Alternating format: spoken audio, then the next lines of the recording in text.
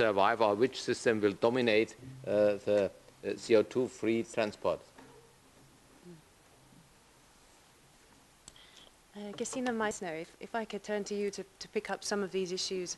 And I thought that the question on public acceptance is a particularly interesting one. And I think on this whole area that we've had a lot of discussion about technology, but then there is also an issue of behavior change and how that is, how that can be stimulated through the tax system or through changing people's habits, driving habits, for instance. And how do you see this agenda shaping, and how far do you see behavior change and getting acceptance of behavior change as something that's central to this issue? I think it's really very essential, although it's in the white paper, it's mentioned. And well, at first, this gentleman over there, he said it must be started right away, the behavior change, because it takes some time. Exactly, that's right. And right now already several sustainable cars, for example, for individual use are on the market and are not bought. So maybe people just have to be taught about more, have to be told more about sustainability regarding transport, about changing in behavior that could be possible and could be reasonable. And so it really takes time, and we have to start it right now. You are completely right. Something else I would like to come back to, rolling laboratory, the UPS just representative mentioned it, and well, of course, it's a difficult choice. Which way shall we go? Which one is the right one? Is there only one right way or not? You talked about rolling laboratory. And I think here too, it's, well, regarding to what I think, we have to develop all the choices we have right now to have other sorts of fuel and other sorts of engine and other sorts of infrastructure and everything. And I just want to mention something I just heard about recently. It's a special program. I think it's called Way Ahead or something like this. That means that shippers who have to transport some cargo can go to a special program on the internet and find out which carrier I could get into contact with is the best one for me. Regarding sustainability, economically and environmentally as well. And so we have to think, I think, about several several ways we can go in order to find the right solution. And of course, we have to start everything right now in order to have to reach the goal after some time.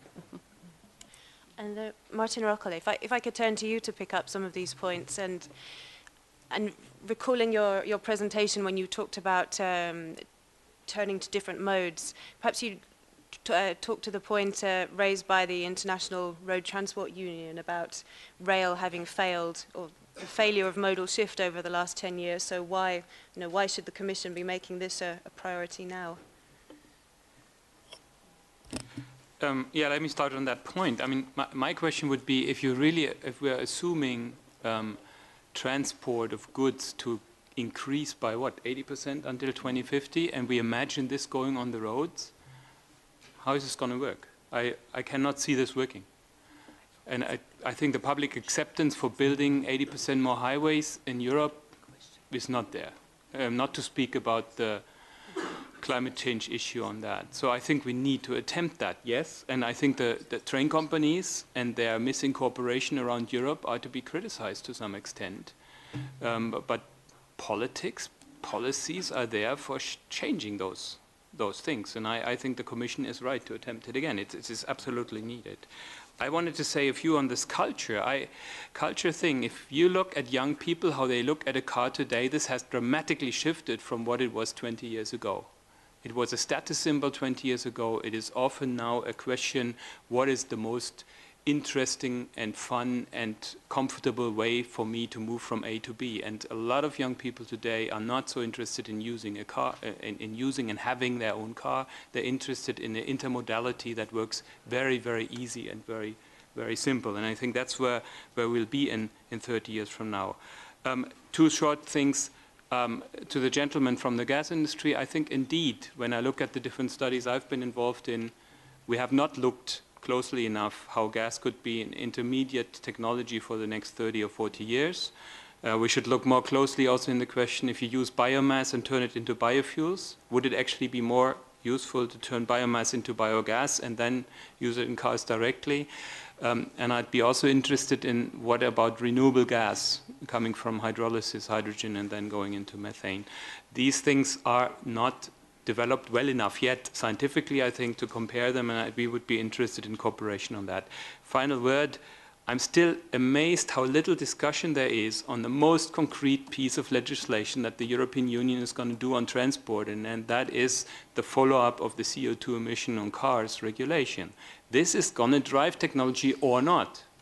Are we going to keep the 95 grams for 2020? Are we going to have an intermediate target that tells the industry you have to step by step go down with the CO2 emission per kilometer and therefore have to develop new technologies? And I would have wished the white paper would have been more concrete in that regard.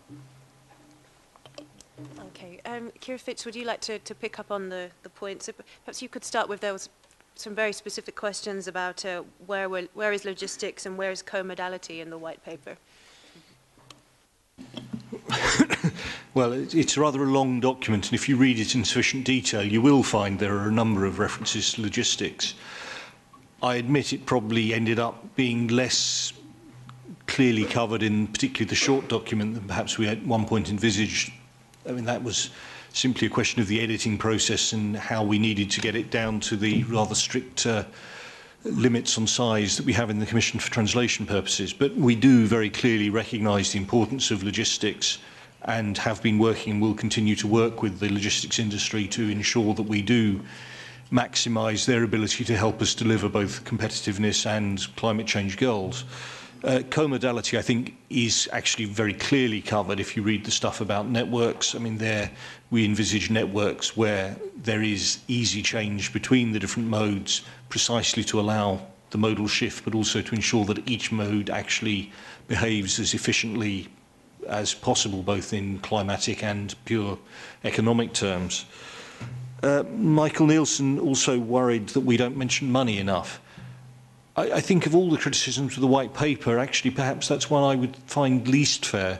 Vice President Kallas, as many of you will know, before he came to Brussels, had been, during his professional career, both a private banker and then the president of the Estonian Central Bank, then Estonian finance minister, before ultimately becoming prime minister.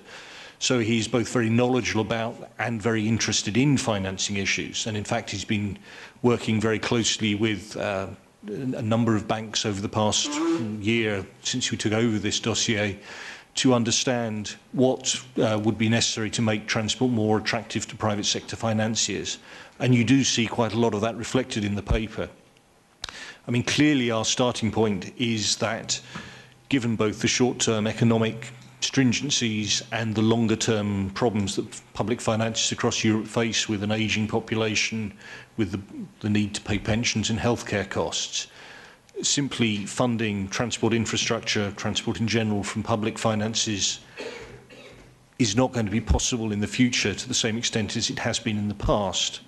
There's a second issue, which if you look at Western Europe, in the 50s, 60s and 70s, we were spending something like 1.5% of GDP per year on investment in transport infrastructure.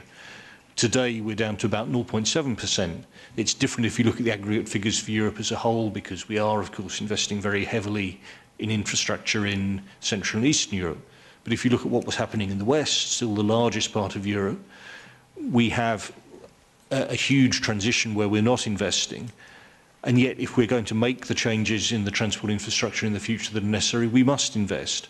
And we need to find new ways of doing that. And that's why in the paper, we are quite open in making, no doubt, rather controversial statements about the need to actually move towards a situation where the user and the polluter pays much more directly for infrastructure, which means things like road charging. Of course, a politically, as we all know, extremely difficult issue for any national government. If you talk to finance ministers and transport ministers and transport ministries, privately they will say, well, yeah, of course this is the logical way to go.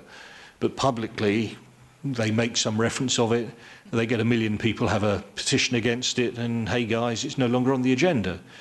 So we're being brave on their behalf and saying, well, it has to be on the agenda. And that, frankly, is the way that we will have to go. And if you have those income streams from charging, then, of course, you can bring private financiers in, because, I mean, the discussions Kallas has had people tell us, well, there's actually plenty of money out there that would happily invest in transport infrastructure, providing we can give them a revenue stream, providing we can give them some stability over the next 20 or 30 years as to the kind of policy that will apply. So that's actually a very important part of the white paper, and one that we believe is fundamental to making this thing work. The question about cities, yes, it is a very difficult issue in terms of subsidiarity, and more difficult than most, because of course we're not talking one level down at the member state level, but we're talking 2 levels down at the level of the cities, which certainly in the case of the bigger cities in Europe are rightly proud of their traditions and jealous of their own politics. But there are things that we can and will do. We need to do a lot in terms of setting standards, which will have to apply across Europe. We will do a lot in terms of promoting research. We will do a lot in terms of naming and shaming, spreading best practice. But we also hope there are things we can do with market mechanisms, for example, through smart procurement, green procurement.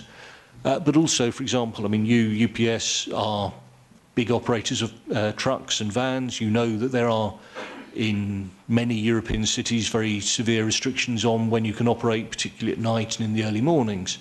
Now, clearly, if you're operating quiet electric vehicles, all those restrictions maybe make a lot less sense. So one thing that we would certainly look at doing is saying, well, is there a quid pro quo? You use electric vehicles, then maybe you can deliver at longer hours, for example, and make efficiency savings to help pay for the technology. So yes, it's not going to be easy. We don't dispute that it's not going to be easy, but we will help you get there. Thank you. Are there any more? Yes, we'll take a few more rapid-fire questions and interventions, although I think Keir may have to leave us. But let's go, yes, to the gentleman over in the blue jackets who's been waiting for Well, thank you very much. My name is Werner Lübbering from German Railways, Deutsche Bahn. It's interesting how emotional the discussion became when you really go down into numbers. And I think, first of all, we would like to congratulate the Commission for really putting clear-cut targets as well in high-speed passenger services and also in the freight. And I think who in this room would really question the efficiency of high-speed services? I mean, this is probably, over the last 30 years, the best invention of the railways ever since. And the question now is, what happens to the freight? How do we become more efficient? But if you don't set clear targets, you will, and also you have to see the whole picture. Of course, there is co-modality. I look to the gentleman of IRU, and if you said that the railway companies like Deutsche Bahn are the biggest land transporter in Europe anyway, but I think, at least for our group, I can say that we go for intermodality, we go for co-modality, and if you believe that if we don't try to find a sufficient solution altogether, I think we are not really solving the problems anyway. So I think we should work more together and not less. The only thing, and there are also challenges in the White Book, of course, and but I think if the only word somehow missing, and this is not a criticism, is the word customer. If you don't find the word customers nowhere, I think it is, if you don't find it nowhere, it's probably everywhere. And I think the discussion, it's not the end of the discussion, but the beginning of the discussion in a lot of points. So I think that we will meet again also in an environment like this, and I think we should try to find common solutions. Thank you. Thank you. There were some other hands, yes, in that area. Yes, the gentleman in the back row. My name is Bernd Törkel, former Director General working for the German. There is on the freight markets, being on the white paper and especially on the annex, I find, let me say, a shopping list and not a clear idea about the policy mix, making reference to this specific goal, how we can meet the general objective. We are not making reference to the growth of the road haulage sector, which we would like to shift. We made a reference to the market share itself, and this is a much more ambitious target. than we try to follow in the past. Thank you. Thank you. And the lady at the front, please. Thank you. My name is Ilse van Hartenveld. I work for the industry grouping for fuel cell and hydrogen technology. And I'm glad that you recognize that this technology is very important to, in the future, to deliver the decarbonization objectives. My question is actually that for these new technologies to come to the market, they face difficulties to enter the market in the first place. They need to scale up, large investments need to be made up front.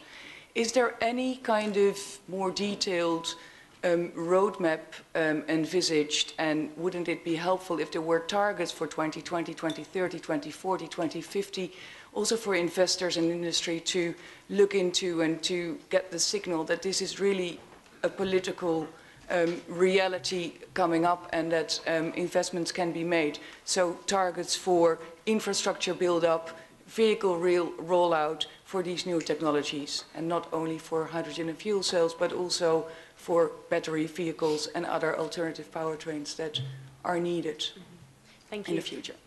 Yes, the lady at the front.